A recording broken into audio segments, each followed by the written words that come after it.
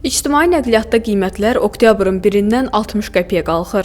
Yenavaz.com xəbər verir ki, qiymət artımı metronu tam əhatə etsə də, avtobus marşrutlarının hamısını əhatə etməyəcək. Belə ki, yeni tariflər Bakı şəhərinin inzibati ərazisi daxilində şəhər daxili, şəhər ətrafı və qəsəbələrarası avtobus marşrutlarında gediş haqları yalnız nağdsız ödəniş alətləri vasitəsilə həyata keçirilən, habelə elektriklə və ya sıxılmış təbii qazla işləyən avtobuslara şamil ediləcək. Bu dəyişiklik ilkin mərhələdə paytaxtın sözügedən tələblərə cavab verən mövcud marşrut şəbəkəsinin təxminən 30%-ni əhatə edəcək. Tələblərə cavab verməyən marşrutlarda isə qiymət dəyişikliyi tətbiq olunmayacaq. Eyni zamanda tarif dəyişikliyi Bakı-Sumqayıt, Bakı-Abşeron, Sumqayıt-Abşeron arasında və digər şəhər və rayonlarda fəaliyyət göstərən müntəzəm avtobus marşrutlarında da tətbiq olunacaq. Bu dəyişiklik gediş haqları yalnız nağdsız ödəniş aləti vasitəsilə həyata keçirilən elektriklə və ya sıxılmış təbii qazla işləyən avtobuslar və ya 1 yanvar 2025-ci ildən sonra istehsal edilən dizel yanacağı ilə işləyən avtobuslara şamil ediləcək.